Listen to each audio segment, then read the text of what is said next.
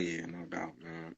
Now when did you move to the Bay Area? Like what year was that? So I moved to the Bay Area in 1993. So I had lived in Europe most of my life. Grew up. I lived in Texas for a bit. I lived in Oklahoma for a bit, but pretty much most of my life was in Germany. And I lived in Ramstein and Bremerhaven and Landstuhl and Würzburg is where I graduated high school.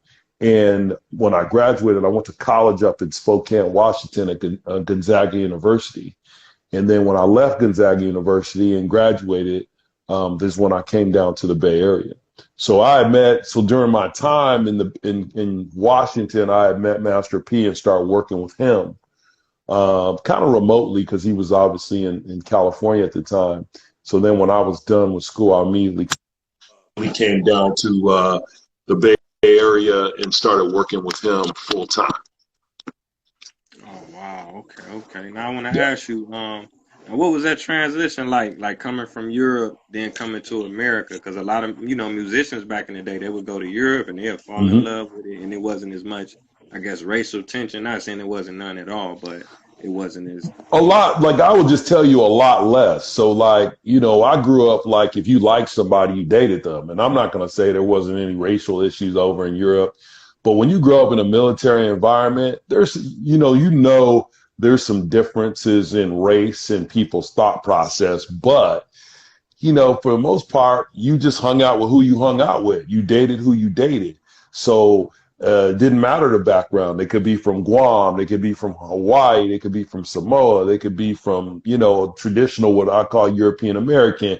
They could be black. They could be wherever. And if you liked someone, you got to know them and you dated them and hung out with them.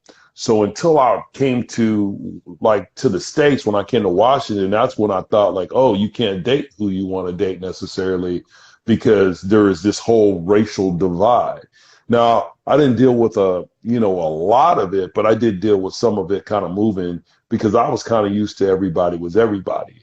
And I was really into school too. So I was like really into books and being educated and understanding just business. And I wanted to be successful. So just the difference between Europe and the United States is like, the way people talk about you and the way people talk about race. Because when I was over in Europe, man, everybody was everybody and we just had a good time and we traveled all over and we drove on the Autobahn and we went to Spain and we went to France and we went to Italy and we just saw so many different things and went to different clubs. And, when I was in high school, we were going to clubs and the drinking age over there is like 17 for Americans and 16. So it wasn't really like a big hang up because, we'd go to clubs on the weekends and dance and listen to music. And, sometimes like I was into rapping. So sometimes I'd have opportunity to rap in a club. So it was definitely a lot different when I kind of came over to America full time because I'm an American citizen, but it was like a kind of a culture shock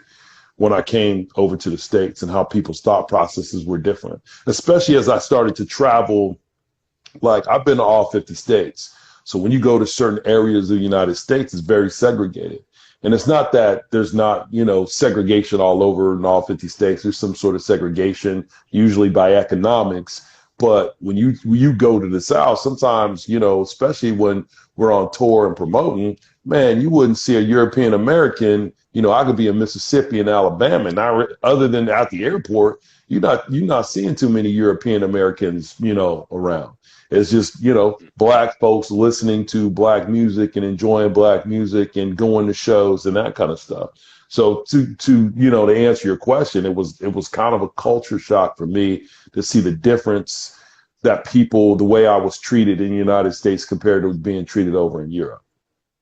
Oh yeah, I appreciate you sharing that because I travel a lot too. I mean, like you say, even going from Spokane, Washington, I've been up there a couple of times. Then you go to the Bay, it's a little more diverse, a lot of Yeah, different. absolutely.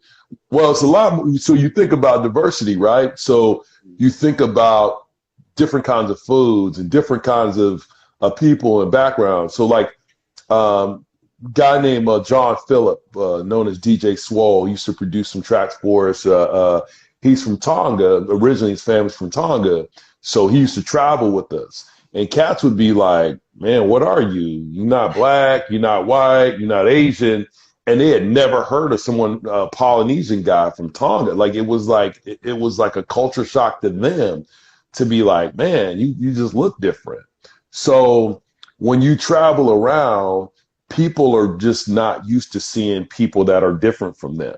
So a lot of times people are in that same area, especially financially, if people struggle financially like some folks do, they're not used to traveling over to cross country or traveling to another country. They're used to seeing the same people that they see continuously. So sometimes it's a little bit different when as you travel and see folks that way.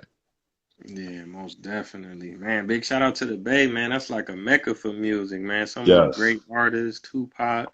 I got a chance to interview Lenny Williams, some members Oh of Talk yeah, Tone, absolutely.